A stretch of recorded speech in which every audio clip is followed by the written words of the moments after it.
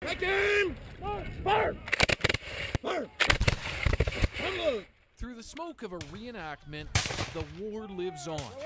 Down here, south of the border, this is the forgotten conflict, not the great victory of the American Revolution, not divisive like the Civil War. This is the War of 1812, and even 2 centuries after its start, there is still dispute over who actually won. Who won the War of 1812? Americans, obviously. Well, hold on. Canada's history records us as the winner. Even the Prime Minister's website on the war says Canada won. Try showing that south of the border. Who won the war? Well, it depends on what side of the border you're on. And seeing that half of my family's from Canada and half my wife's family from Canada, I win all the time because both sides are right. So I don't think anyone won that one, to be honest.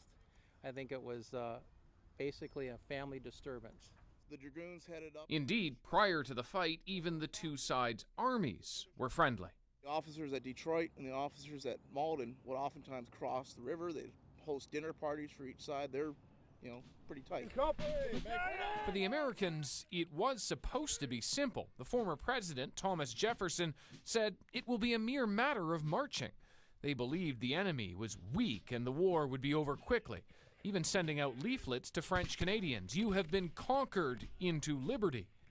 It wasn't so easy. Why the disparity in history with both sides claiming victory? Do you really want to be known as a loser? Would you want to think that you're doing something for the greater victory, for the greater cause? So, what was accomplished at war's end? Rolling, engine stop! To find out, we hit the sea, where much of that war was fought. Same thing. To meet an 1812 buff, a U.S. Coast Guard captain.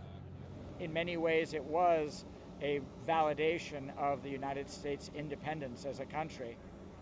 And certainly, I think Canada was a big winner in it too, because it finally established where the borders were going to be and set the path ahead for Canada, that this was going to remain a domain of Great Britain and eventually get her own independence.